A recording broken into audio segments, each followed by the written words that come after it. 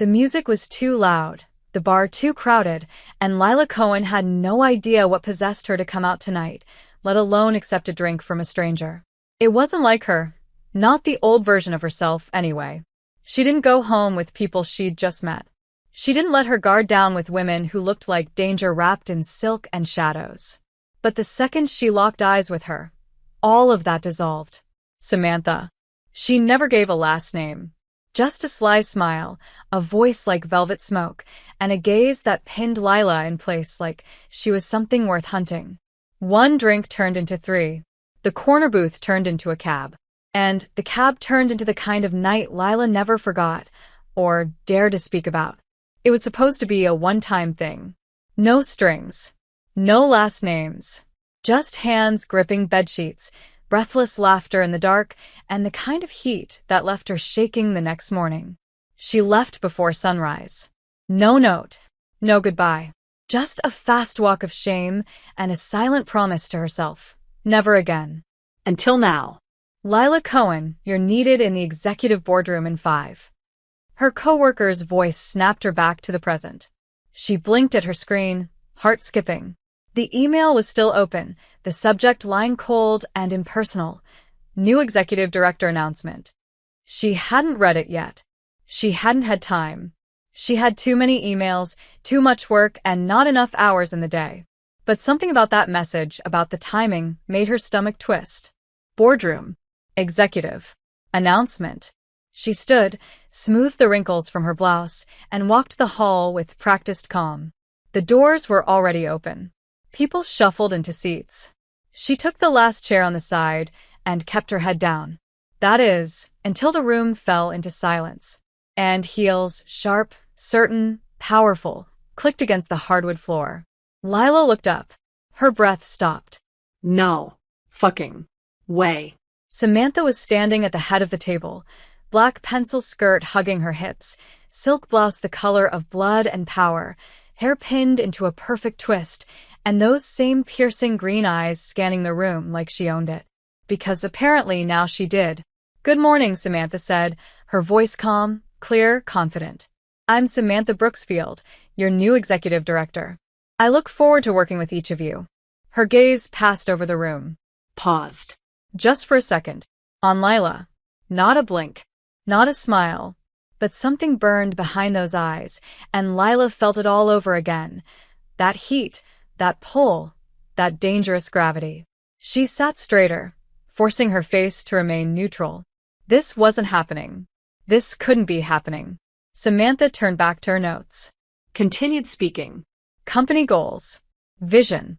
Transition plans. But Lila didn't hear any of it. Her pulse thundered too loudly. Her mind raced too fast. She kept her eyes down, willing the room to stop spinning. When the meeting ended, everyone stood. Lila moved quickly, trying to slip out unnoticed. Miss Cohen. The voice was sharp, commanding, inevitable. She froze. Turned. Samantha was still standing at the head of the table, folders in her arms, expression unreadable. A moment, please. The room emptied. Lila stood rooted. The door closed. It was just them. Nice to see you again, Samantha said coolly, walking toward her. Each step was precise, deliberate. Though I must say, I didn't expect it to be here. Lila swallowed hard. Neither did I. Samantha stopped in front of her, arms crossed. Her perfume, soft and dark and intoxicating, hit like a memory. Lila didn't move, didn't breathe. Let me be clear, Samantha said, voice low now, just for her. What happened between us that night, it will not interfere with our roles here. I expect complete professionalism from you. Understood? Her eyes challenged her, daring her to say something more. Lila nodded. Understood. But her voice didn't sound as certain as she wanted. Good. Samantha turned, walked to her office, and paused at the doorway. I'll need you to stay late tonight. We have internal reports to revise. Be in my office by 7. And then she disappeared inside. No more words. No smile. No room for argument. Lila stood there for a moment longer, heart pounding, breath stuck somewhere between disbelief and something else. She didn't know if she was furious, humiliated, or entirely too turned on. Maybe all three. The rest of the day crawled. Lila tried to focus on her work, but her brain refused to cooperate. Every click of her keyboard reminded her of Samantha's eyes. Every coffee break, she caught herself glancing at the closed office door like it was magnetic. At 6:58, she stood outside it, folder in hand, palms damp. She knocked. "Come in," Samantha said without looking up. The office was large, sleek, and cold. Just like her. Lila stepped inside. "Sit." She obeyed. The silence stretched between them, thick with everything they weren't saying. Finally, Samantha looked up. "I want to make something perfectly clear." Her voice was low again but firm.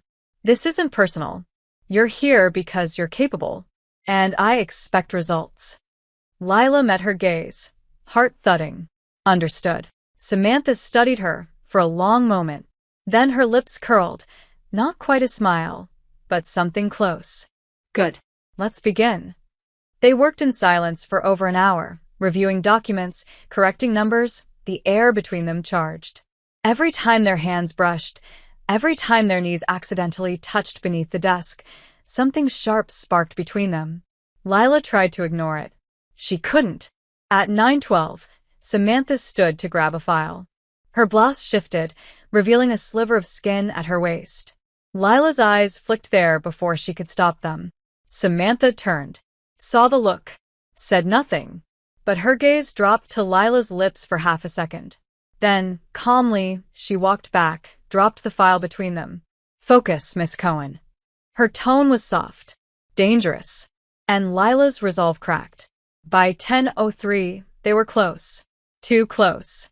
Samantha was leaning over her, pointing at a report, breath warm against Lila's neck. "You missed a decimal," she whispered. But she didn't pull back. Neither did Lila. Time paused. The silence roared. And then, Samantha's hand brushed hers, lingering. Eyes locked. Heat flared. "We should stop," Samantha said, almost to herself. But she didn't move. Neither did Lila. "We should," Lila agreed, voice barely audible. Still, nothing happened. Just tension. Just desire. Just one breath away from a mistake neither of them would be able to undo. Lila didn't remember how she managed to breathe with Samantha so close, how her hand didn't shake when their fingers touched again, deliberately, this time, across the desk. The air between them was thick and motionless, a silence far louder than any confession. Samantha's eyes dropped once more to her mouth, and that alone sent a pulse of fire straight through Lila's core. But just when Lila thought she might lean in, just when she was sure they were about to cross the line they both claimed not to want, Samantha blinked and stepped back. The spell shattered. "That'll be all for tonight," she said, turning briskly toward her desk and gathering papers like she hadn't just been about to kiss her assistant. "I'll expect the finalized report by tomorrow morning. 8 sharp." Lila stood, stunned, heat still prickling down her spine. "Of course." Her voice sounded hoarse. She didn't look back when she walked out, but she felt Samantha's eyes on her the entire way. The elevator ride down was quiet. Too quiet. Her heart was racing, her skin still humming from something that never fully happened. But it had almost happened. That alone was terrifying. And exhilarating. She should have been panicking. Maybe she was. Because sleeping with your boss? Bad. Flirting with her in a glass-walled office after hours? Worse. But wanting her this much, after all the warnings, after all the silent rules of corporate survival? That was the real problem. The kind of problem you can't escape because it lives under your skin. That night, Lila barely slept.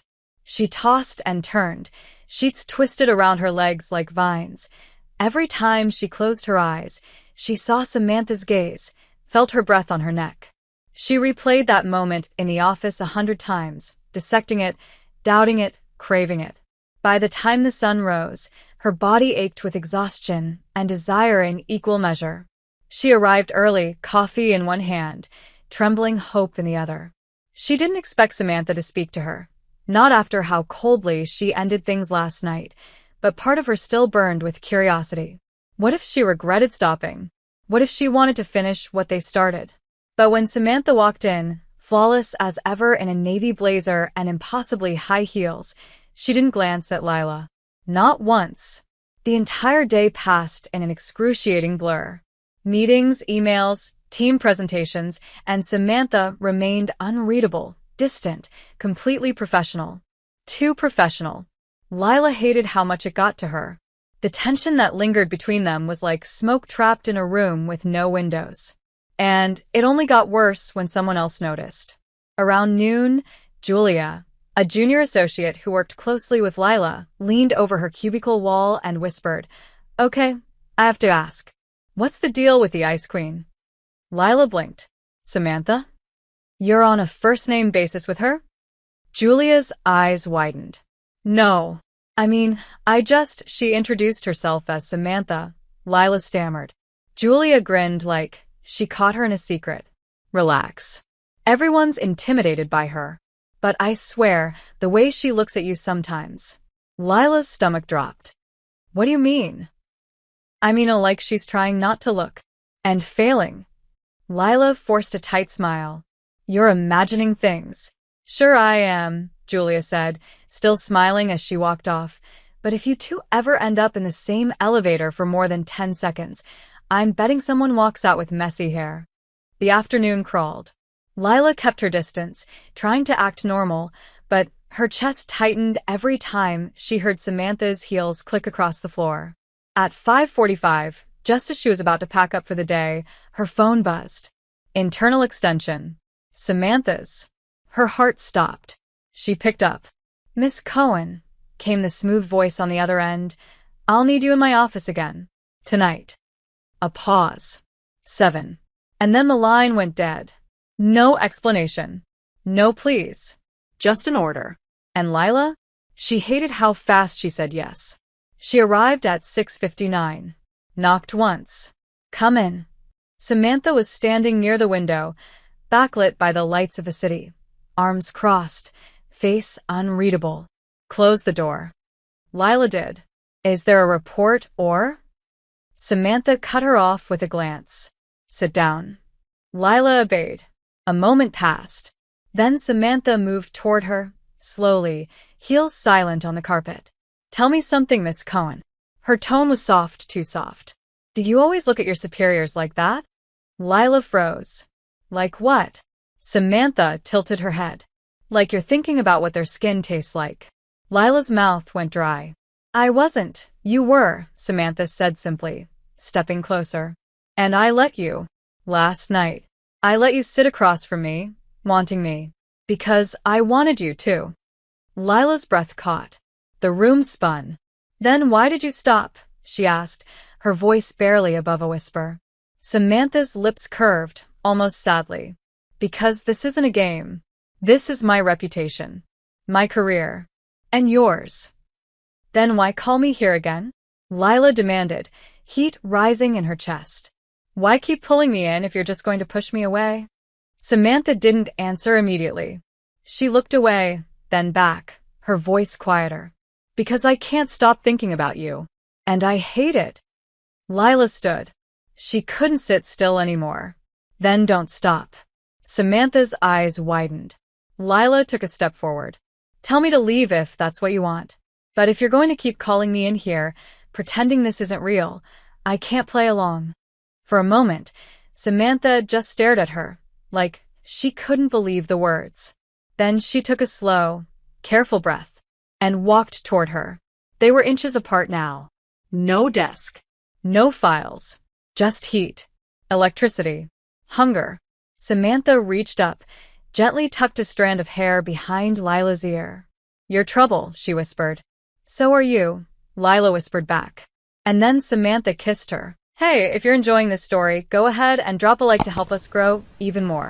And let me know in the comments, on a scale from 0 to 10, what score would you give this story so far? Your feedback makes all the difference. It wasn't tentative. It wasn't soft. It was months of tension exploding into motion. Hands in hair.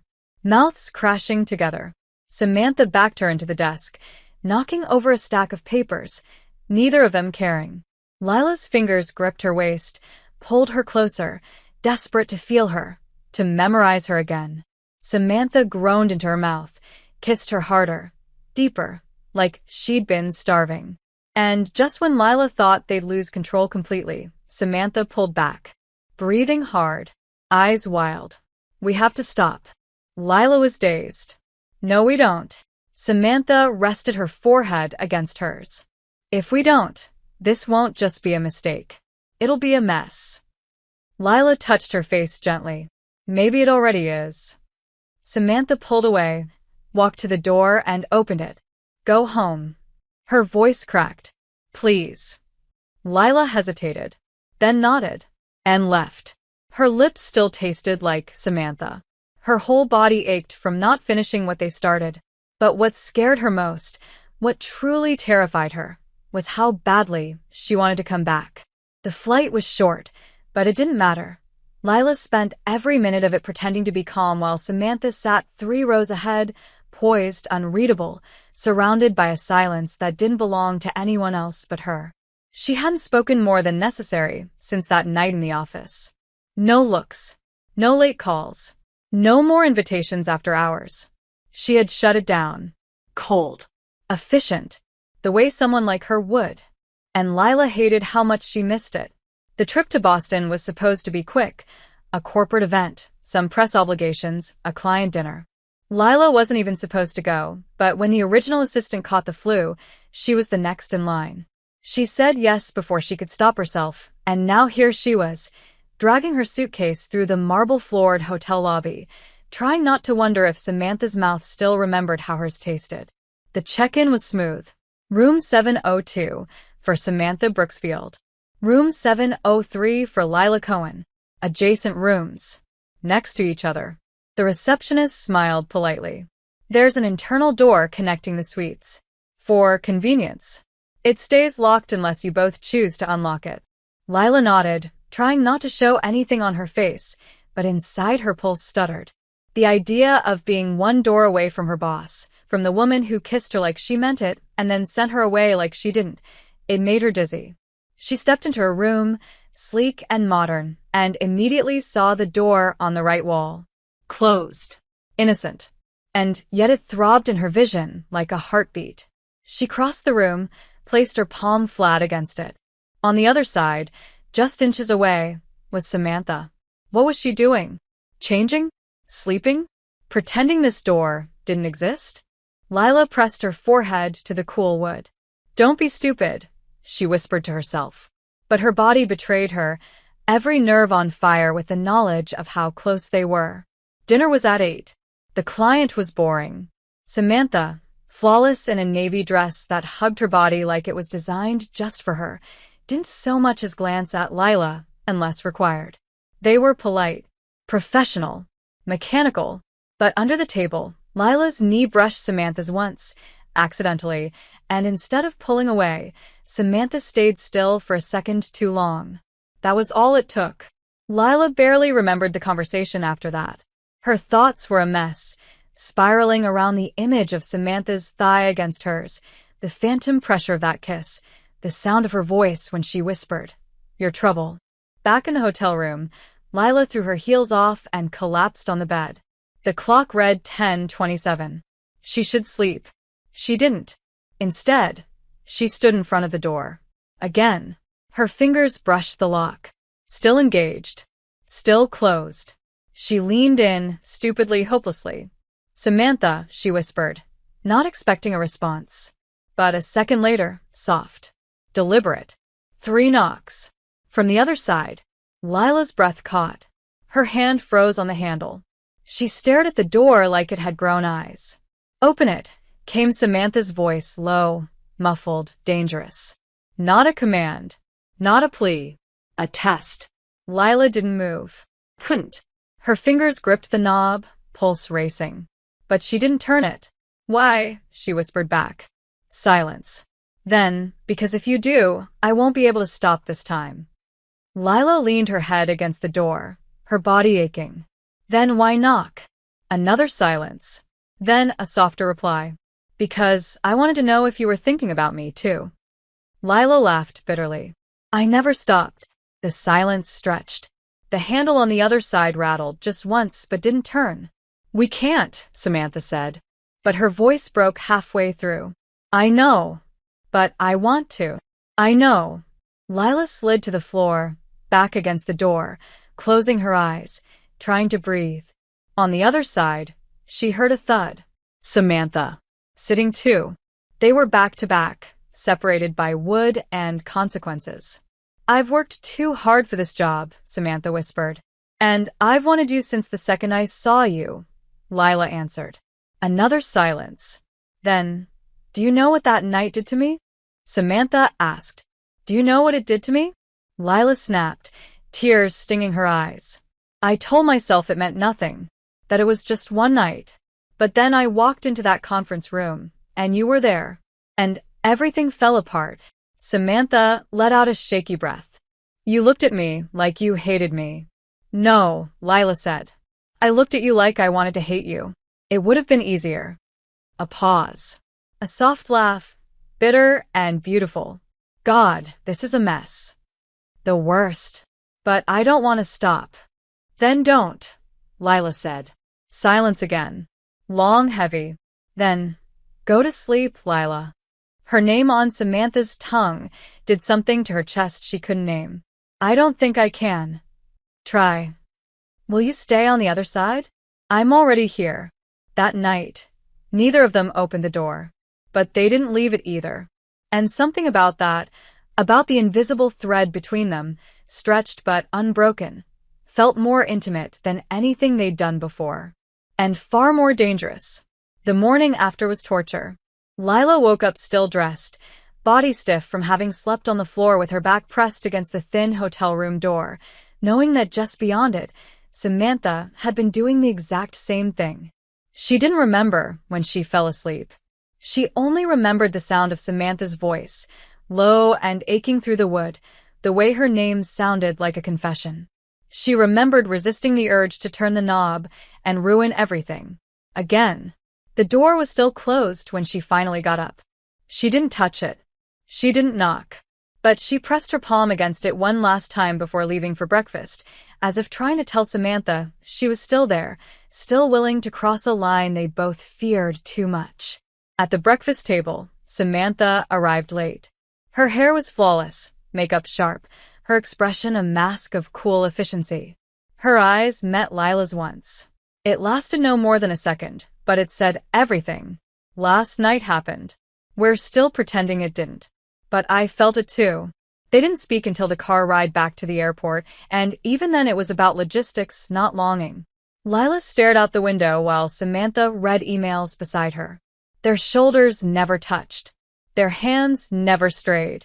But every breath Lila took felt like it carried a weight she couldn't drop. Back at the office, things should have gone back to normal. They didn't. The silence between them wasn't cold anymore. It was heated, vibrating beneath the surface, visible only to the two of them.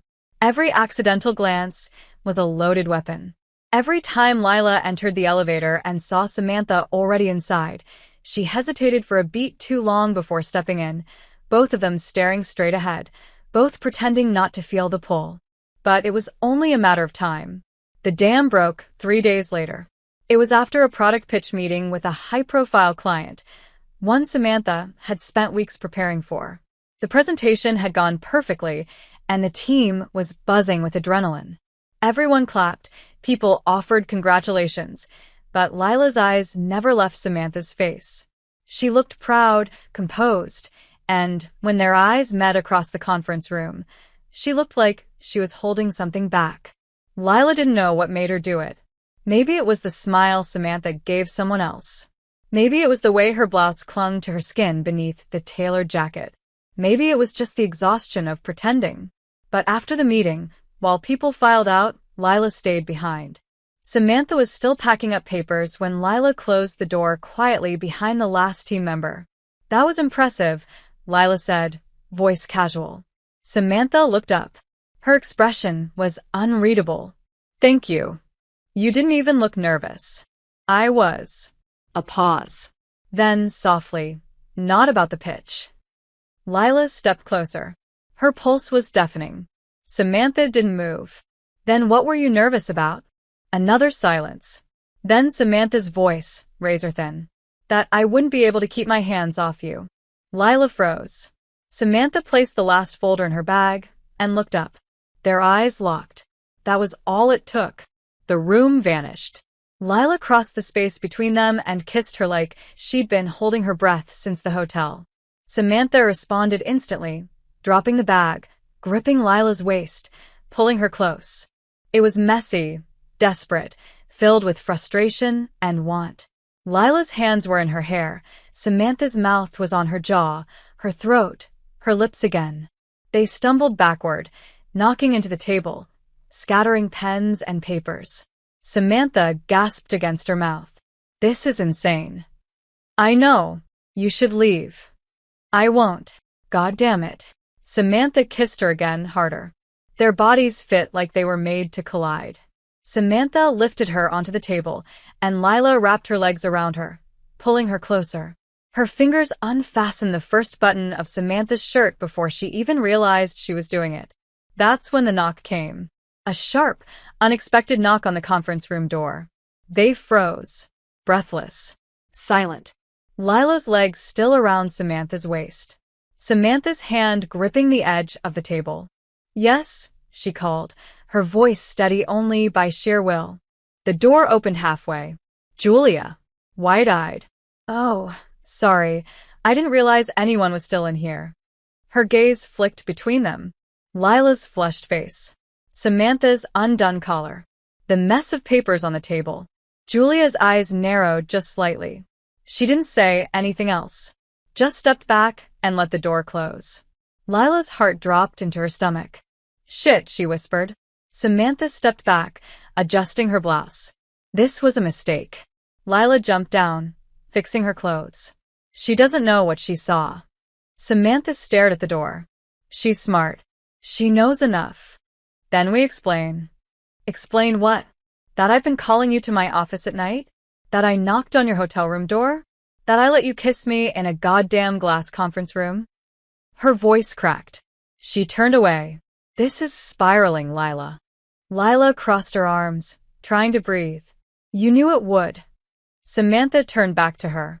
Her eyes weren't cold. They were terrified. I can't lose this job. You don't understand. I do. But maybe you don't understand how hard it is to walk away from something that feels like this. This, Samantha said bitterly, feels like self-sabotage. Then why does it feel so good? Lila asked, her voice barely above a whisper. Samantha looked at her like she wanted to say something cruel. But she didn't. She looked at her like she wanted to kiss her again. But she didn't. Instead, she walked to the door. Opened it. Go back to your desk. Samantha, please. Lila walked out without another word. She felt every gaze in the hallway as she passed. None of them lingered too long. But Julia's did. And that scared her more than anything. For the first time since Samantha Brooksfield walked into the conference room as the new executive director, Lila couldn't look at her without fear pressing like a stone in her chest. She sat at her desk, pretending to type, pretending to read, pretending to breathe normally as the office moved around her, oblivious to the fact that just 2 days ago, she had been pressed against a table with her legs wrapped around her boss's waist. But Julia wasn't oblivious. Julia hadn't said anything since the interrupted moment, but her silence was louder than 1,000 accusations. And every time she walked by Lila's desk, every time their eyes met for a split second too long, Lila felt it, that heavy, calculating curiosity. Julia knew. Maybe not everything, but enough. Enough to ruin both their lives if she wanted to. Samantha hadn't looked at her since that afternoon. Not in the elevator. Not in meetings. Not even in passing. It was like she'd built a wall so thick between them that Lila couldn't even see her silhouette behind it anymore. She hated how much it hurt. Hated that the silence was worse than any fight. Worse than rejection. It felt like being erased. She wanted to confront her. Demand answers. But how do you fight for someone who's too afraid to be seen standing next to you? On Wednesday, the office buzzed with news about an upcoming corporate gala, mandatory attendance for all senior staff and their direct teams. Samantha would be giving the keynote. Lila would be there, of course. But what caught her off guard was the seating arrangement. She'd been placed at the table right next to Samantha's. Not beside her. Not far away. Just close enough to hurt. Friday night arrived faster than she expected. She wore a simple black dress, tasteful, fitted, with thin straps that barely concealed the tension running down her spine. Her makeup was soft, understated. But the moment she entered the ballroom and saw Samantha at the far end, surrounded by executives and department heads, Lila felt completely exposed. Samantha looked breathtaking, hair pinned high, midnight blue dress that glittered subtly under the chandeliers, every inch of her radiating power and poise. Their eyes met for a brief moment. Lila didn't look away. Neither did she. But there was no smile, no softness, just the weight of everything unsaid. Julia slid into the seat beside her. "Didn't think you'd come," she said, sipping champagne. "Why wouldn't I?" Lila asked carefully. Julia shrugged. "You've been quiet." Tense. Distracted. Lila forced a polite smile. "Busy, like everyone else." "Right," Julia said. She paused. Then, I've been thinking about that day in the conference room." Lila's heart stopped. It really looked like something was happening. Nothing was happening. "That's what I told myself," Julia continued, eyes locked on the stage. "But you were flushed. Your blouse was crooked. Her collar was open." She looked back at Lila. "It didn't look like nothing. Maybe you saw what you wanted to see." "Maybe," Julia said and smiled. But it wasn't a kind smile. The night dragged. Samantha gave a flawless speech, confident and charismatic. People applauded. Some stood. Lila watched with a pride she hated herself for feeling. No matter how far Samantha pushed her away, part of her still wanted to see her shine. After the speech, people mingled, drinks flowed, and Lila found herself alone on the balcony, the air crisp against her skin. The door behind her opened. Footsteps. Then a voice she knew by heart. "You shouldn't be out here alone." Lila didn't turn around. "I didn't think you were allowed to talk to me anymore." Samantha stepped beside her, close but not touching. "I'm not. But I wanted to." Lila looked at her. "Then why have you been ignoring me like I'm a threat?" "Because you are," Samantha said quietly. "To everything I've built. I never asked to destroy anything. I just wanted. Me? Yes. And that's the problem." Lila's jaw clenched. "Why did you come out here?" Samantha looked at her, something in her eyes cracking. "Because I can't breathe when I see you across the room, and I can't touch you." Lila stepped closer. "Then touch me." Samantha hesitated. "If someone sees, then don't let them." They stared at each other. And for a moment, the world shrank. The door. The crowd. The risk. None of it mattered. Samantha's hand reached out, fingers brushing Lila's. "I miss you," she whispered. Lila leaned in. "Then don't leave again." But just as their lips almost touched, the door creaked open. Julia's voice cut through the night. "Oh, sorry." "Didn't mean to interrupt." Again. Samantha stepped back instantly. Lila's heart plummeted. Julia smiled. "The speeches are over. They're starting photos." She looked at Samantha. "They're asking for you." And then she disappeared. Samantha sighed, stepping back. "This can't keep happening." "Then stop pretending we're nothing." "I have to." "No, you choose to." Samantha didn't reply. She left without another word. That night, Lila stared at the hotel room door between them again. The same setup. The same possibility. But this time it was unlocked. Slightly ajar. Not fully open, not closed. A line neither of them had the strength to draw. She walked to it. Placed her hand on the edge. "Samantha?" Silence. Then the softest voice. "I'm here. Can I come in?" A long pause. Then, yes. Lila pushed the door open slowly. Samantha stood there in her dress, makeup smudged, hair falling from its pins. She looked exhausted. Vulnerable. Human. "Are you going to kiss me again?" Samantha asked, barely above a breath.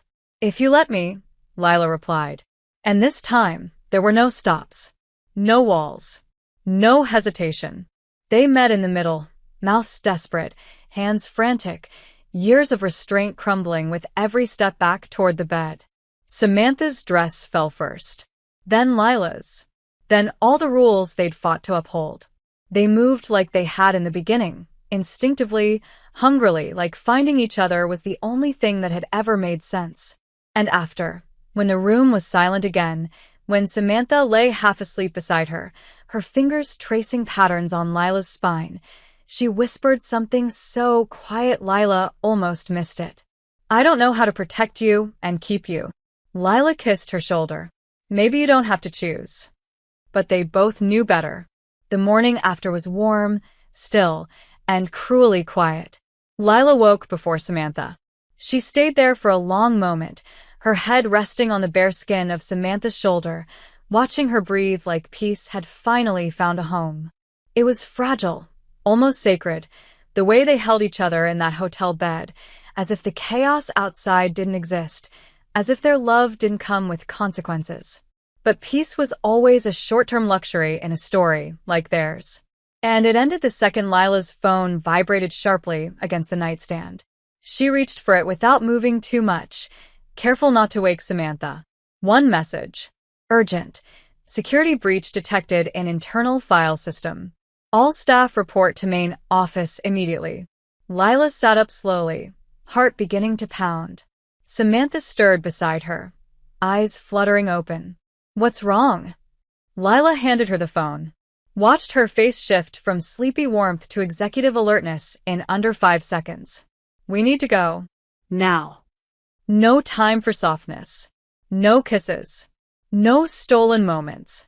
By 7:15 a.m., both women were back in the building, heels echoing down the hallways as staff whispered and scattered, the usual hum of corporate calm replaced by a buzzing undercurrent of anxiety. IT teams were already stationed in the conference rooms. HR reps looked like they hadn't slept. Something serious had happened. And nobody was saying it out loud yet, but everyone felt the tension bleeding through the walls.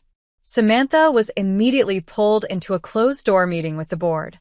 Lila sat at her desk, staring at her computer screen, trying to focus, trying to pretend her heart wasn't splitting in 2 directions at once, between concern for the company and the fragile thread that had finally pulled her and Samantha together the night before. By noon, the rumor had taken shape. There had been a leak. A confidential report, one that included internal restructuring plans and potential executive layoffs, had somehow reached the inbox of a rival firm. The company was in full damage control, and someone inside was going to take the fall. By 1 p.m., Julia was hovering by Lila's desk, arms crossed, lips tight with a kind of fake sympathy that made Lila's skin crawl. "Rough day, huh?" Julia said. Lila didn't look up. "Can I help you?" "No," Julia said. "Just thinking about what happened at the gala. And wondering if you were maybe too distracted lately to notice certain files being accessed." Lila finally looked up. Her stomach dropped. "What are you talking about?" Julia smiled thinly. "You're smart, Lila. I'm sure you'll figure it out." And then she walked away.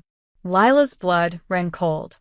She turned back to her screen, hands trembling, thoughts racing. She hadn't leaked anything. She hadn't even accessed those files. But Julia had access to most of the same systems. And if she wanted to frame her, it wouldn't be hard. Samantha returned to her office just after 2 p.m. Her face was unreadable. Her movements tight, clipped, precise. Lila waited 30 minutes. Then she knocked. "Come in," Samantha said without looking up. Lila stepped inside. "Close the door. We need to talk." Samantha finally looked at her, and Lila saw it immediately, the shift. The walls. The distance. "Now's not the time." "I think it is." Lila stepped closer. "Julia's trying to pin this on me." Samantha's expression didn't change. "You don't know that." "Yes, I do." "She as much as said it." She saw us. "She knows we're close." "She's using it." A pause. Samantha's jaw tightened. "There's an internal audit happening. Everyone's being investigated. No one is being accused yet. But you believe me, right?" Silence. The longest silence of Lila's life. And then Samantha looked away. It doesn't matter what I believe. Lila's heart cracked. Are you serious? It's out of my hands. No, Lila said, voice shaking. This isn't about the company. This is about you pushing me away again. Because it's easier to run than to fight for something you actually want. You think I don't want you? Samantha snapped, standing now. You think I haven't wanted to tear down every wall for you? Lila's eyes filled with tears. Then why won't you? Because I'm trying to protect you. Samantha shouted, voice raw. If anyone finds out, really finds out, they'll bury you first. Not me. You. I can survive scandal. You can't. Don't make that decision for me, Lila whispered. Samantha shook her head. I already have. And just like that, she sat back down, looked at her laptop, and said the words that shattered the last piece of hope between them. This is over. Lila stood frozen. No, it's not. It has to be. You don't mean that. I do. Samantha, please leave. Lila didn't move. Couldn't. But Samantha didn't look at her again. She stared at her screen like it was safer than meeting Lila's eyes. Lila finally turned and walked out. The door closed behind her like a verdict. The office was still buzzing. People passed her in the hall. Someone asked a question she didn't hear. Someone else handed her a report she didn't read. The world kept turning. But inside, Lila was unraveling. She sat at her desk for hours, staring at the clock, waiting for some kind of signal that Samantha hadn't meant it. That she'd knock on the hotel door again. That she'd take it back. But the knock never came. The door stayed closed. And the distance between them stretched into something that felt like silence with a sharp edge. The following morning, HR called her in for a formal interview. Julia's name was on the list of interviewers. And as Lila sat across from her, forced to answer questions she didn't understand, she realized something brutal. Samantha wasn't coming to save her this time. There was a difference between being alone and being abandoned, and Lila was learning that the hard way. Being alone could be peaceful, voluntary, chosen. But being abandoned, being cast aside by someone who had held your body like it was sacred and then refused to even look at you, that was something else. Something colder. Something uglier. Something that hollowed you out and left only the shape of you behind. She sat in the HR conference room, fluorescent lights humming overhead, as Julia leafed through her file like it was a novel she already knew the ending to. 2 other executives sat at the table. One from legal. One from compliance. Lila didn't look at any of them. She just stared at her own folded hands and tried not to think about the door that had once opened between her and Samantha and how it now felt like it had slammed shut forever. Miss Cohen, Julia said, flipping a page, your company login credentials show activity on the internal server on Sunday night at 10:17 p.m. Lila frowned. I wasn't logged in on Sunday. The system says otherwise. That's impossible. Perhaps you left your device unsecured? No, Lila said firmly. I didn't. Julia raised an eyebrow. So, you're saying the report was accessed using your credentials on your device at your IP address, but it wasn't you? I'm saying, Lila replied, voice shaking but steady, that if someone accessed it, they did it without my knowledge. Convenient. It's the truth. We'll see, Julia said and smiled, a small, satisfied smile that made Lila want to scream. She walked out of the room an hour later feeling like her body had been through a war. She made it to the bathroom before her legs gave out, locked herself in a stall, pressed her palms against the walls like they might hold her together. Her phone buzzed in her bag. She didn't check it. Not until the trembling stopped. When she finally pulled it out, her stomach flipped. One message. From a number with no name. But she knew who it was. I'm sorry. That was all it said. No punctuation. No promise. Just those 2 words. Lila stared at it until the letters blurred. Then she turned off her phone. Because sorry didn't mean anything when it came too late. In Samantha's office, the silence was unbearable. She sat behind her desk, watching the city move beyond the glass walls like it was made of another world. One where she hadn't broken something beautiful. One where she hadn't chosen fear over love. She hated herself more than she ever had in her life. Hated that she hadn't even looked at Lila when she told her to leave. Hated that she had listened to the board when they warned her to keep her distance. Hated that she knew Lila was innocent because she knew, instinctively, deeply, unquestionably, and still she had stayed quiet. She thought she was protecting her. But now Lila was alone, and she was just a coward pretending it was for the greater good. She opened her own server logs that night. Looked at access timestamps. Traffic reports. Something was off. A line of activity that didn't match Lila's usual behavior. An internal document accessed from Lila's credentials, but redirected through a mirror IP that led somewhere else. Samantha followed the trail. Slowly. Carefully. A secondary user. Same department. Julia. She stared at the data. Heart pounding. And then she did something she hadn't done in days. She stood, grabbed her coat, and left the building. She didn't go home. She went to Lila's apartment. She didn't knock right away. She stood there for a full minute, hand raised, staring at the door like it might reject her the way she had rejected the woman behind it.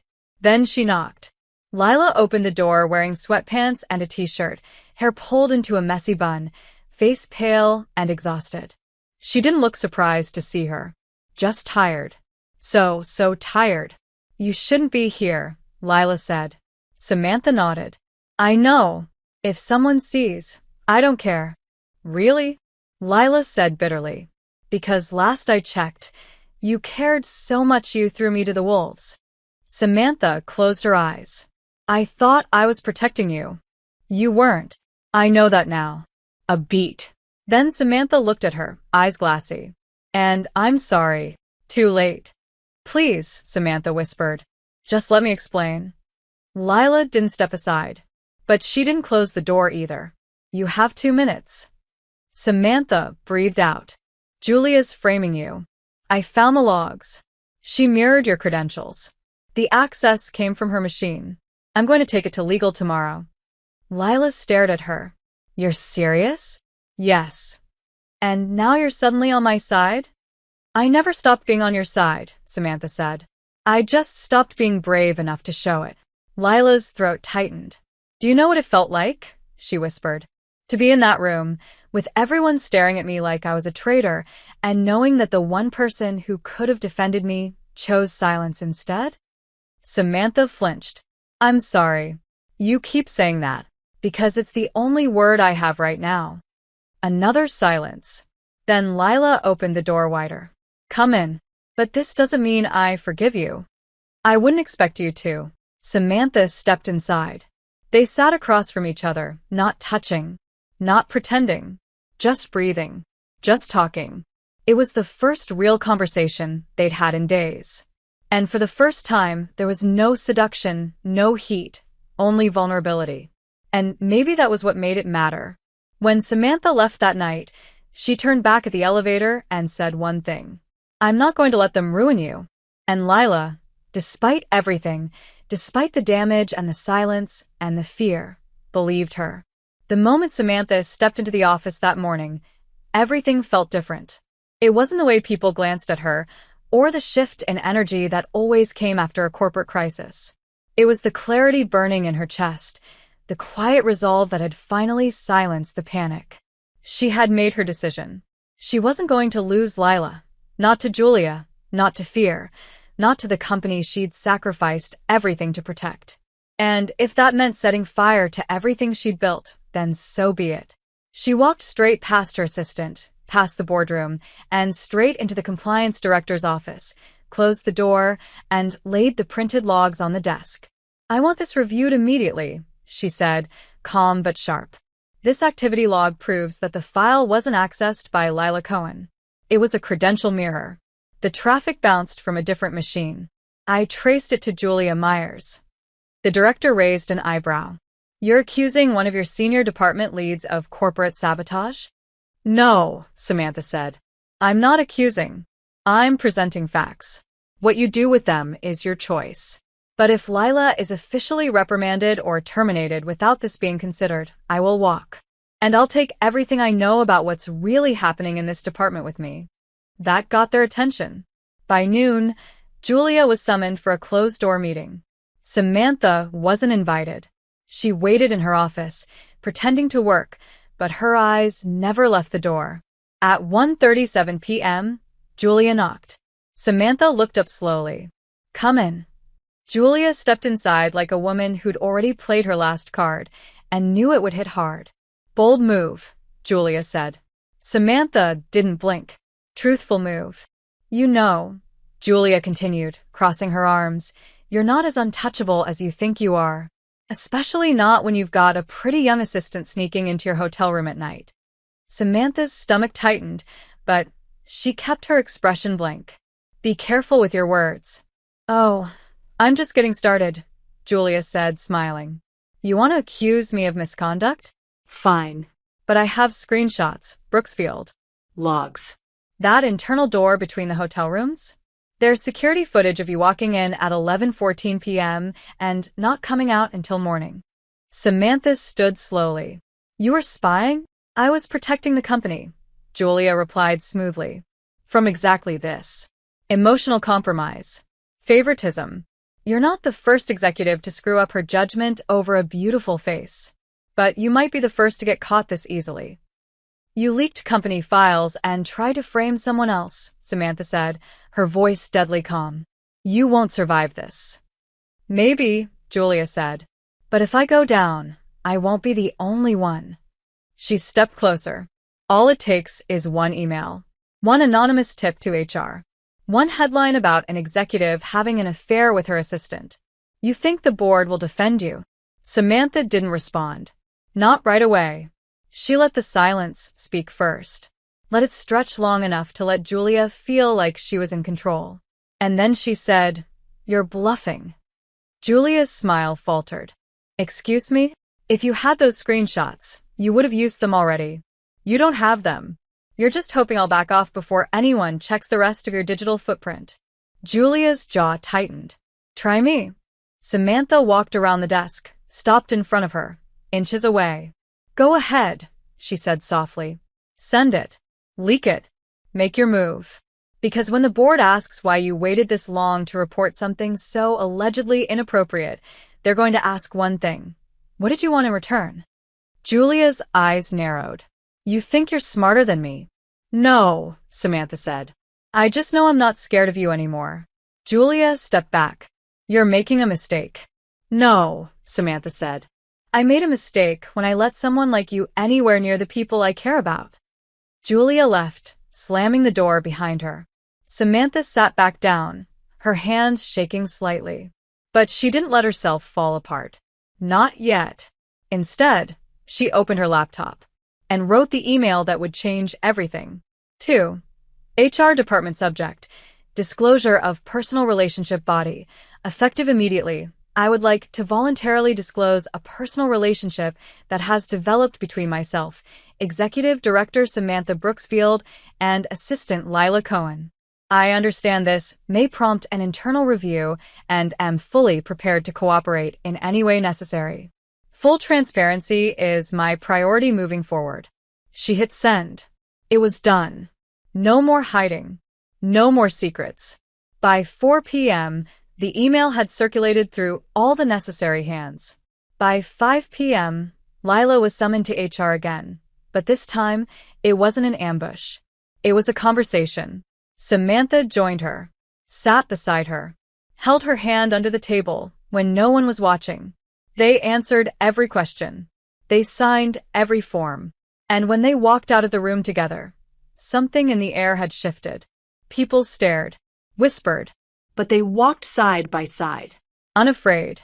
That night, back in Lila's apartment, they didn't say much. They didn't need to. Samantha stood in front of her in silence, eyes full of regret and awe, and something dangerously close to love. "I'm sorry it took me so long," she said. Lila reached for her, cupped her face. "Don't be sorry," she whispered. "Just stay." And she did.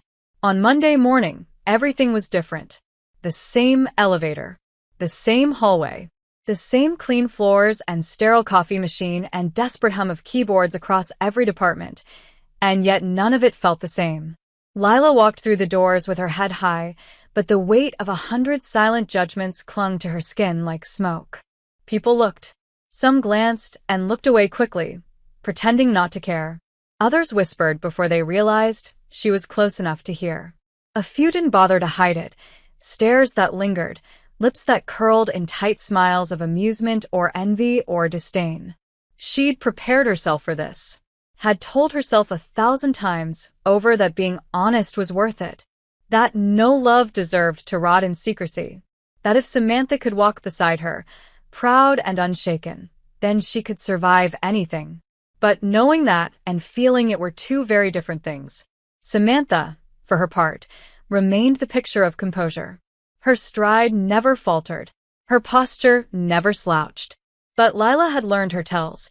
The slight clench of her jaw when someone murmured too loudly near the copy room, the extra second she took to close her office door after meetings, the way her eyes flicked to Lila across the room and softened only when no one else was watching. The board had called for a closed-door session that morning. Samantha went in alone. Lila waited, heart in her throat. An hour passed, then another.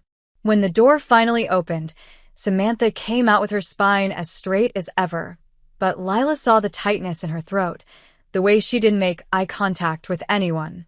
They met later in the stairwell, the only place left where cameras didn't watch and voices could echo without consequence. Samantha leaned against the wall. "They're keeping me on." Relief washed over Lila so fast it left her dizzy. "That's good." "With conditions," Samantha added. The company's reputation took a hit. Investors are murmuring. HR is watching everything. And us. "We're not being fired," Samantha said. "But we've been flagged. Observed. My decisions will be reviewed by another director. Any sign of preferential treatment, and it's over." "That's insane," Lila muttered. "They'd never do that if I were a man. They'd never do that if you weren't mine." That silenced them both. A truth neither had said out loud in those exact words. "Mine. Claimed. Chosen." Lila stepped closer. "Are you okay?" "I don't know," Samantha admitted, voice lower now. "They made it clear I'm replaceable. That no one is irreplaceable. That's how they keep control. Then maybe it's time we stop letting them control us." Samantha looked at her. "What are you saying?" Lila hesitated. Then, what if we left? The company? The system. And do what? Start over. Somewhere that doesn't see our love as a liability. Samantha laughed, a small, breathless sound. "And where exactly is that?" "I don't know yet," Lila said. "But I do know this, staying here means always hiding, always apologizing, always waiting to be punished for something that shouldn't be wrong." Samantha looked away. "It's not that simple." "Maybe it is." The conversation didn't continue. Not then. But it planted a seed. And that seed bloomed faster than either of them expected. That same week, Lila received a LinkedIn message from a woman named Miriam Tanaka, founder of a fast-growing startup focused on sustainability and ethics in corporate culture. "Saw your name in some articles this week," the message said. "Curious to hear more of your story. We're building a team that believes integrity shouldn't come at the cost of being human." Lila almost deleted it, then didn't. She replied. They scheduled a call. One turned into 3, then into a lunch. Samantha didn't ask questions until Lila brought it up. "I got an offer," she said quietly, sitting across from her on the couch at home. "Miriam wants me to lead her communication team. More responsibility. Full creative freedom. And she asked if I knew anyone with executive experience looking to jump ship." Samantha stared at her. "Are you asking me to leave with you?" "I'm saying, what if we both started over?" "You'd leave the company?" "I'd leave this version of myself," Lila said. "The one who walks into rooms and waits for someone to cut her down. The one who's always scared that what she feels will cost her everything." Samantha was quiet for a long time. Then, "What if we fail?" "Then we fail together." Another silence. Then Samantha reached for her hand. "Send her my resume." It was terrifying. It was reckless. It was the first real breath either of them had taken in weeks. But the decision had been made. They gave their notices 2 weeks later. The company reacted with a strange mix of forced support and thinly veiled judgment. HR drafted formal statements. Legal reviewed everything. But it was done. They were free. The night after their last day, Samantha showed up at Lila's apartment with 2 suitcases and a bottle of champagne. "I told myself I'd never let someone change my life again," she said. "But you didn't change it. You made me remember who I wanted to be before I started playing their game." Lila pulled her close. "Then let's rewrite the rules." And they did. The first day at the new office felt nothing like the world they'd just left behind. The building was smaller, warmer, filled with mismatched furniture and plants that didn't look like corporate accessories, but like living things people actually watered. People wore sneakers instead of heels, tattoos instead of ties, and there was no corner office because everyone sat together, executives, interns, designers, developers. Lila and Samantha entered side by side, greeted not with stiff nods or half smiles, but with genuine welcomes, fresh coffee, and someone handing them both handwritten notes on bright-colored paper that read, "We're so lucky to have you here." It was strange. Not in a bad way. Just disorienting. After months of walking on eggshells, of feeling watched and judged, of having to justify their existence in every breath, this felt like a world they weren't sure they deserved. "This can't be real," Samantha murmured that afternoon, glancing around the open floor, where people actually laughed out loud and shared playlists instead of secrets. "I keep waiting for the catch." "I know," Lila said. "But maybe the catch is just healing." And healing, as it turned out, wasn't easy. Not even in paradise. They weren't used to touching each other without consequence. Lila reached for Samantha's hand in the kitchen one day and froze, as if someone would come around the corner and take a photo, report them, or worse. Samantha kissed her forehead in the hallway one morning and immediately pulled back, scanning the room like someone had seen. They still moved like criminals. Lovers who had lived too long in the dark, now squinting in the light. "We're free now," Lila said one night as they lay in bed, tangled in new sheets, in a new apartment, with boxes still unpacked around them. "I know," Samantha whispered, "but sometimes my body doesn't believe it yet." Miriam, their new boss, and, somehow, already more of an ally than anyone had been at the last company, invited them to dinner that Friday. Nothing formal, she'd said. Just food, wine, and honesty. They didn't know what to expect. But they went. Miriam lived in a modest but beautifully designed loft, all warm wood and exposed brick, with a huge oak table in the center covered in small dishes and too many candles. She greeted them barefoot, holding a bottle of wine and wearing jeans and a Nirvana t-shirt. "So," she said after pouring glasses, "how's it really going?" Samantha opened her mouth to give a diplomatic answer. Miriam held up a finger. "No HR speak. No pretending. This isn't the old place. You can breathe here. But if you don't, I'll notice." Samantha laughed softly. "It's hard to reprogram overnight." "Of course it is," Miriam said. "But you don't owe your life to a job. And you damn sure don't owe silence to people who made you feel like love was a liability." Lila blinked. The words hit harder than she expected. Miriam looked at her. "You okay?" "I think I'm still figuring out who I am when I'm not constantly defending myself," Lila said. "That's valid," Miriam replied. "But I hope you also know you're allowed to be more than just someone who survived that place." They talked late into the night. About career. About leadership. About the toxic idea of professionalism that punished humanity. About how ambition didn't have to mean cruelty. And somewhere between the wine and the stories, Lila realized she liked this version of herself better. And she wasn't sure she'd ever go back. But peace, as always, never lasted forever. It started with an email. The subject line was blank. The sender was anonymous. But the contents made Lila's blood run cold. One photo, grainy, surveillance style, of her and Samantha in the hotel hallway. The night of the gala. Lila pressed her fingers to the screen. She could see the moment frozen. Samantha's face turned toward her. Their hands brushing. Lips an inch away. Someone had taken it. Someone had saved it. And now someone was sending it. Samantha walked into the room just as Lila was staring at it. What is it?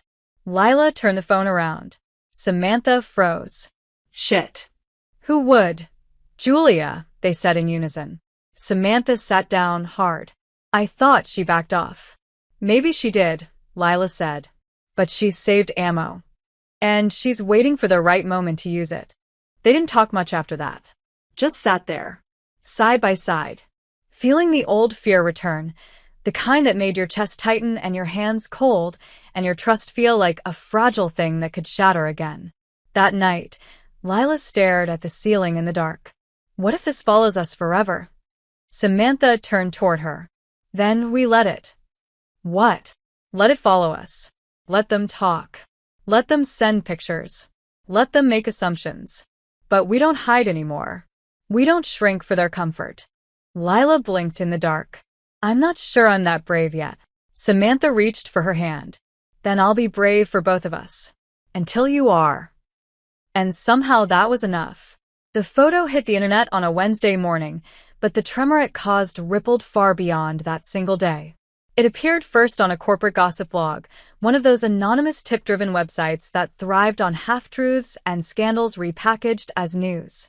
There was no context, no headline screaming for blood, just the image, Samantha and Lila in the hallway of the hotel, frozen in that vulnerable second before a kiss, eyes locked, lips parted, hands just barely touching.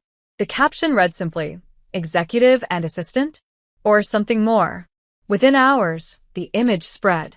It showed up on LinkedIn threads about ethics in the workplace, on Twitter debates about power dynamics, on Reddit forums dissecting women in leadership and the price of love in corporate culture. People didn't need facts. They only needed the picture. And they filled in the rest with speculation, assumptions, and the kind of commentary that stung even when it came from strangers. Lila saw it while sipping her coffee, the screen of her phone glowing with Miriam's text.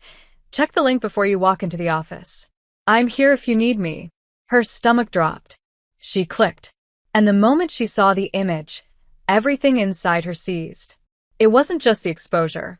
It was the way they'd been caught in a moment that had belonged only to them, a private, quiet, tender second now dissected by people who had never known their fear, their restraint, their love. Samantha found out 5 minutes later. Miriam had called her. No words. Just sent the link. By the time she walked into the office, her entire body was a storm barely held together by skin. She found Lila in the back hallway near the kitchen, phone still in hand, eyes hollow. You saw it? Samantha asked, voice lower than usual. Lila nodded once. I feel like I'm naked in public. Samantha swallowed hard. I'm sorry. It's not your fault. It's still happening. They didn't touch. Not here. Not yet. But the distance between them hurt more than the exposure. People were already whispering. Samantha knew it. Could feel the eyes. Could feel the judgment even from those who had claimed to be different. Inclusive. Open-minded. But openness had its limits, especially when love looked like power and a photo told a story no one had permission to tell. Miriam called a meeting by noon. Just the three of them. The office was tense, quieter than usual, as if everyone had seen the image, but no one wanted to be the first to mention it. Inside the conference room, the blinds were closed, the lights dimmed. Miriam looked at them for a long time before saying anything. You don't have to explain yourselves to me, she said. But I won't lie, this changes things. Not between us. But in how the world will treat you. I need to ask you both something. And I need an honest answer. They nodded. Are you in this together? Fully? Not just as employees, not just as survivors of your last job, but as people? As partners?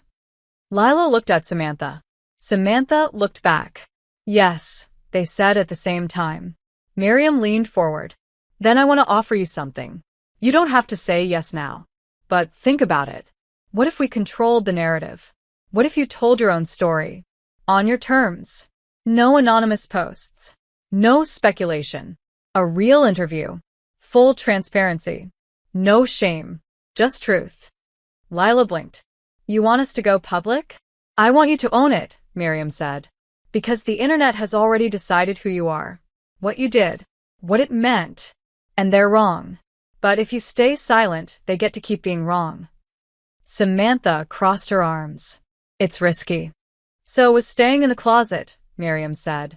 So was choosing each other in a world that punishes women for wanting too much. But you did it anyway. Why stop now? They didn't answer that day. They needed time. That night, their apartment felt both safe and suffocating. Lila curled up on the couch with a blanket around her shoulders, staring at the screen again, at the comments, at the reposts. Some people are defending us, she said. Some people are disgusting, Samantha replied from the kitchen. The world is exhausting. But they're not all bad. Lila scrolled down. There are messages from other women. From people who went through the same thing. One said she left her job because of a similar situation and never had the words to explain why. Now she does. Samantha sat beside her. So we're a cautionary tale? Or a blueprint, Lila said. Depending on how we end the story. They stayed up all night talking. About what they'd lost. About what they'd risked. About what it meant to be seen and still hold each other's hand. About the fear that never really left, even when the rules did. And by morning, they had an answer. The interview was scheduled for the following week. A profile piece. Video and written. An in-depth look at power, choice, vulnerability, and love in modern workplaces. Miriam called in a trusted journalist, someone who had made a name for herself telling stories that weren't easy to digest. They met with her 3 times. Told her everything. From the bar in Manhattan to the boardroom. From the first knock on the hotel room door to the last email they ever sent the company that tried to bury them. It was terrifying. It was freeing. It was real. And when the article dropped, the response was louder than either of them expected. There was backlash. There always is. But there was also a flood of support. From people who had never seen themselves in stories like this. From women who had fallen in love in secret. From those who had been punished for wanting too much, too boldly. They were offered speaking gigs, panels, podcast interviews, even a book deal. They declined most of them. But they said yes to one thing, a mentorship program for queer professionals navigating corporate spaces. A place where they could help others survive what they barely escaped. One night, after a long day of emails and planning, Samantha stood at the window watching the city breathe. We're still standing, she said. Lila came up behind her, wrapped her arms around her waist. Not just standing, rising. Do you ever regret it? Loving you. Leaving everything behind. Lila kissed the back of her neck. Only on the days I forget what it felt like to be afraid of loving you out loud. Samantha turned in her arms. And now I want the whole world to know.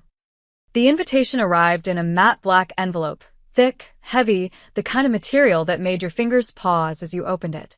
Inside, in silver lettering, was the seal of the National Corporate Leadership Summit, a gathering of some of the most powerful names in business, tech, and finance. Samantha read the card twice before saying anything. It was formal, prestigious, intentionally selective. And it had been years since either of them had been invited to an event of that scale. The irony wasn't lost on her. They want us to speak, she said aloud, passing the card to Lila, who looked at it with the same blend of suspicion and surprise. Keynote panel. On leadership, integrity, and ethics. Lila blinked. Are they joking? Apparently not. Do they remember what they did to us? Samantha's mouth curved. Not quite a smile.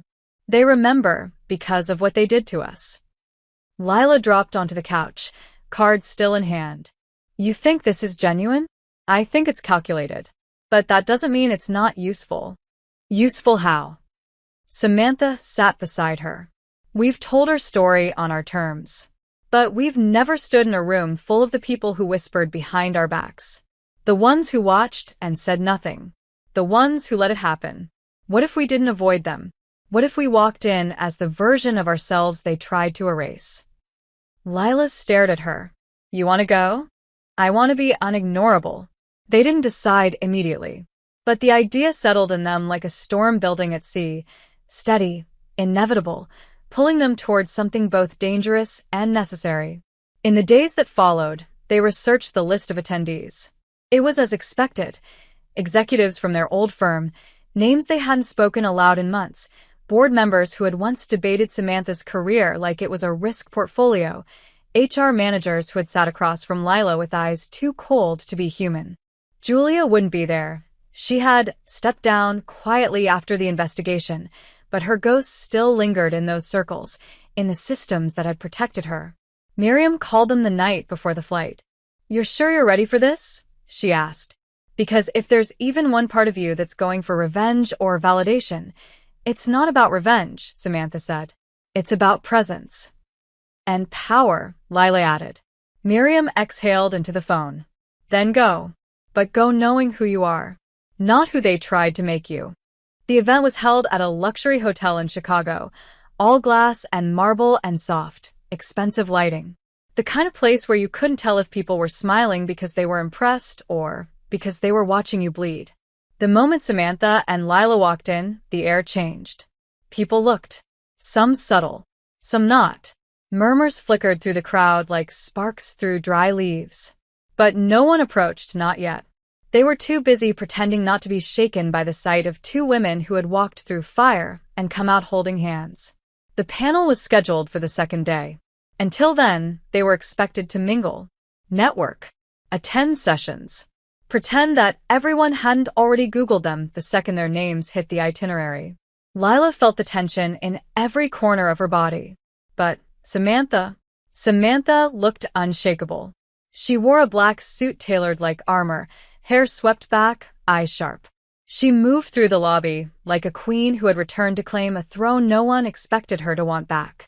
They made it through the first evening without incident until the gala dinner. They were seated at table 4. The nameplate beside Lila's read, "Angela Stanton, board member, Brookwell Corporation." Lila's blood ran cold. Angela had been the one who told Samantha during the investigation that perception mattered more than truth. The same woman who had recommended strategic distance as a solution. She arrived 10 minutes late. Her expression didn't falter when she saw them. "Ladies," she said smoothly, taking her seat. "It's been a while." Samantha inclined her head. "Not long enough." Angela smiled, sipping her wine. "I read your interview. Brave." Lila didn't reply. She focused on cutting her food, even though she had no intention of eating it. "It's interesting," Angela continued, "how narratives evolve. You took something messy and made it marketable. That's a skill." "We didn't market it," Samantha said. "We survived it. There's a difference." "Of course," Angela said, tone drenched in polite condescension. "Still, it's a bold move. Coming here, some people might take it as an invitation." "To what?" Lila asked, finally looking up. "To remember," Angela said. "To question." "Let them," Samantha said flatly. "We're not hiding." The rest of the dinner passed in stiff silence. But the damage had been done. Lila couldn't sleep that night. The bed was too soft. The memories too loud. She stared at the ceiling, wondering if coming here had been a mistake. Samantha turned toward her. "Talk to me." "I hate this place." "I know." She made me feel small again. Like I'm still that girl begging to be heard. Samantha reached for her hand. "You're not. And she doesn't matter." "Then why does it still hurt?" Samantha's voice cracked. "Because you remember. Because you're human." Lila turned into her, pressing her face to her shoulder. "Tomorrow, I want to say everything we never could back then." "Then say it," Samantha whispered. "And I'll be right beside you." The panel room was packed. Press, executives, students, HR leaders. The stage had 4 chairs. Samantha and Lila sat side by side. The moderator, a woman named Karen Nguyen, cleared her throat. "Our next panel features 2 women who challenged the norms of workplace relationships, visibility, and leadership, not by accident, but by necessity. Samantha Brooksfield and Lila Cohen, thank you for being here." Applause. Not hesitant. Not mocking. Real. Karen asked the first question. "Looking back, would you Do anything differently? Lila leaned into the mic. Yes, she said. I would have stopped apologizing sooner. The room went still. I spent so much time afraid of being seen, of being punished, of being erased. But love isn't a mistake, and neither is ambition. And the idea that women can't have both, can't want both, is a lie. When I stopped believing the day she looked at me and said, "You don't have to hide anymore." Samantha took her hand. I used to think professionalism meant pretending I didn't feel. That power meant being untouchable. But the truth is, strength is being willing to love in the open, even when it costs you everything. The room exhaled like it had been holding its breath. When the panel ended, people stood. Not everyone, but enough. Enough to know they weren't alone. Enough to know the world had shifted, even if just a little. The afterglow of the panel didn't fade quickly. For days, Samantha and Lila received messages from strangers, colleagues, even former classmates who admitted they'd never thought someone like them, polished, professional, composed, could also be vulnerable, raw, defiantly in love. Their inboxes overflowed with invitations to speak at summits, contribute to articles, collaborate on initiatives for workplace reform. For the first time in their careers, people weren't just listening. They were looking to them for leadership. And with that came something even more dangerous than silence: opportunity. It started with a phone call. Samantha answered it on the balcony, just past midnight, the city glowing behind her and Lila half asleep on the couch. She spoke softly, paced slowly. When she returned inside, Lila sat up. "Everything okay?" Samantha nodded, but her eyes were distant. "That was Thomas Grant." Lila blinked. "As in the Thomas Grant?" "From London. He saw the panel. Wants to offer me a position. Senior Executive Director for EMEA Initiatives. Restructuring and Expansion." Lila's heart thudded.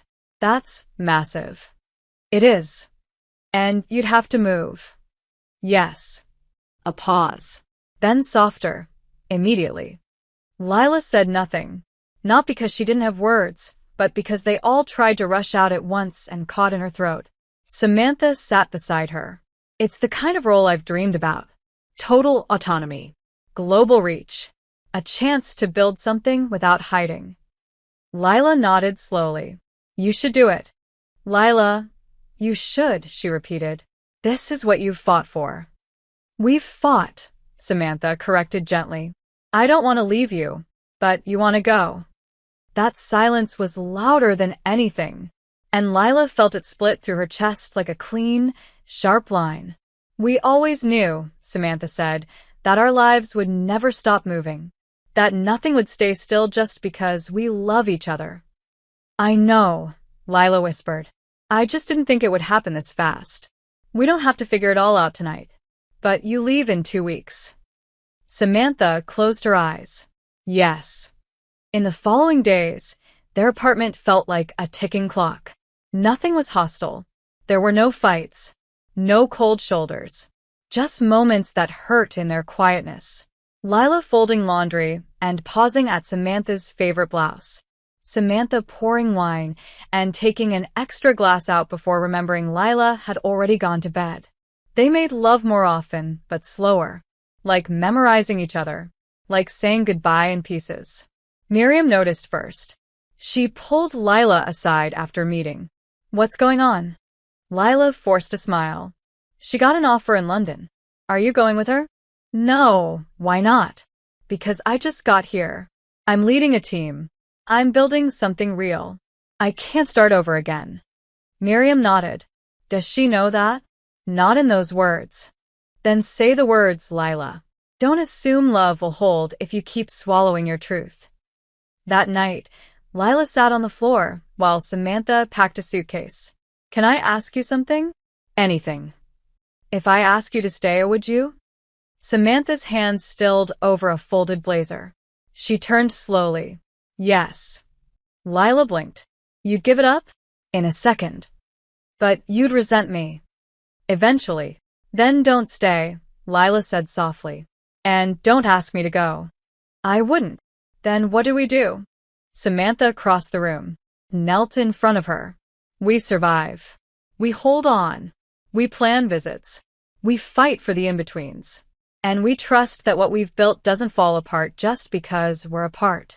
That sounds romantic, Lila whispered, eyes glassy. But I'm terrified. So am I. What if it's not enough? Then we'll know we tried. With everything. They kissed. Slow. Desperate. Final in a way that didn't mean ending, just changing. And when Samantha left for the airport 2 weeks later, Lila held her at the gate for a full minute. I love you, Samantha said. Enough to let you grow without me. I love you, Lila replied. Enough to wait for what comes next. When she watched the plane take off, she didn't cry. Not until she got home. And not even because Samantha was gone, but because she'd never felt more sure and more scared at the same time. The first week apart was filled with calls. Long ones, short ones, messages sent mid-meeting, voice notes at dawn, video calls at midnight with tired eyes and soft smiles. They told themselves they were doing it right, managing the distance, keeping the connection alive across oceans and time zones. They spoke about everything, their days, their projects, the food, the weather, the awkward moments with new coworkers. But by the second week, the calls got shorter. Not on purpose. Just life. One missed each other's messages by minutes, the other fell asleep before the call came through. Sorry, I had a client dinner, Samantha would say, breathless. Sorry, I was leading a workshop, Lila would reply. They weren't excuses. They were realities. But even honesty can feel like absence when all you want is presence. By the end of the month, the silence between their calls stretched wider than the Atlantic. They still said I love you, but sometimes it came too late, buried beneath exhaustion and the weight of unshared moments. Lila walked home from work one night, coat wrapped tight around her, passing the same bakery where they used to stop for coffee on Fridays. She didn't go in, just looked at the window. At their reflection that wasn't there. The next morning, her phone buzzed at 6:13 a.m. A London number. Still awake? The message read. Lila sat up, rubbed her eyes, typed back. Barely. 1 second. 2. Then, don't open the door too fast. Confused, heart pounding, she swung her legs out of bed, stumbled to the front door, unlocked it. And there she was. Samantha. Wind-tossed hair, suitcase in one hand, phone in the other, eyes already tearing up. Surprise, she whispered. Lila stood frozen for a moment. Then she surged forward and wrapped her arms around her like the weeks hadn't passed, like nothing had changed, even though everything had. You're here. I missed you, Samantha murmured into her hair. I missed you so much I couldn't think straight.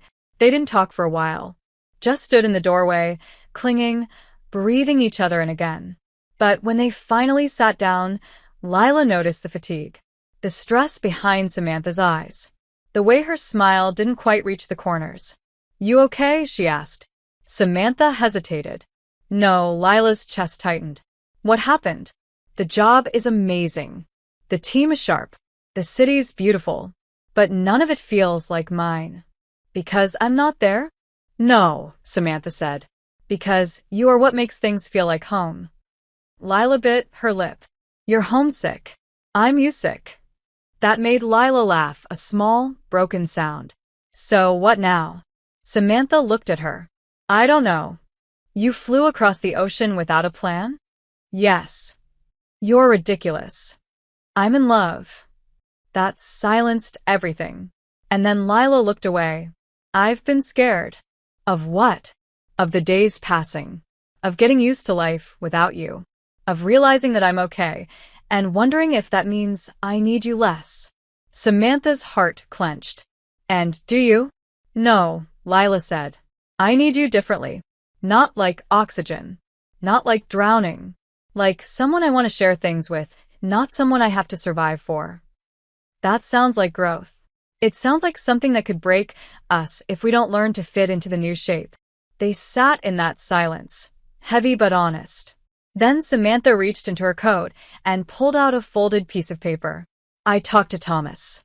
Your boss. My almost boss. Lila blinked. What? I declined the permanent offer. I told him I couldn't commit to a 2-year relocation. But I love the challenge. The power. But I hated the emptiness. I don't want to build empires alone. And what do you want to build? A life, Samantha said. With you. With purpose. With peace. Lila stared at her. Are you asking me to start over again? No, Samantha said. I'm asking if we can start from here. Lila leaned forward, brushed her fingers along Samantha's cheek. Let's find out.